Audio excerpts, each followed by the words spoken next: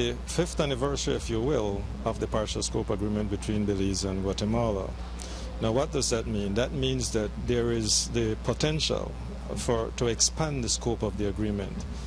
And for us to do that, when we go into discussions, it's for us to understand, as public sector, what are some of the issues being faced by the private sector? What are some of those issues? If we're talking about expanding the number of lines, for example, we're talking about products here.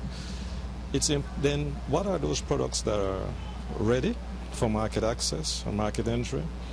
The question has to be asked whether those products will meet the requirements of Guatemala, because they have to, in terms of quality, in terms of standards. Those things are important for us. And so these sessions will help us to understand what those challenges really are. Perhaps smaller businesses are not aware that there are some line items that are duty exempted, things like that.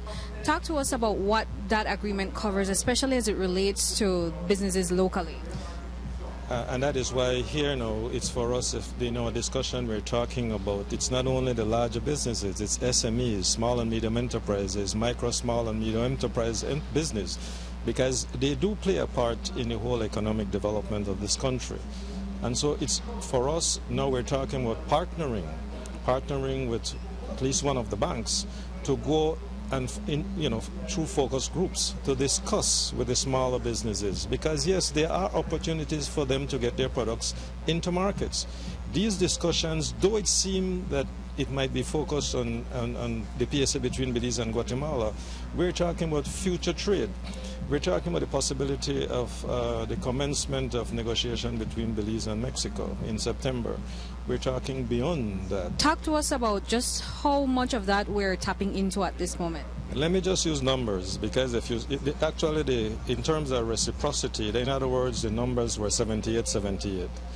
And so as we in our discussion, we heard that only of the 78 items, we're only utilizing or making use of, if you will, only 12 of them.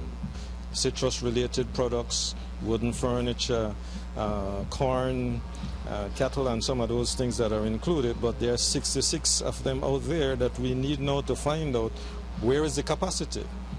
Because if they're utilizing their full 78, and we're using only 12, then we're short 66. So all of that has to be addressed. But remember, we can't just simply say, okay, Guatemala, allow 78 products into your market, but it's not available.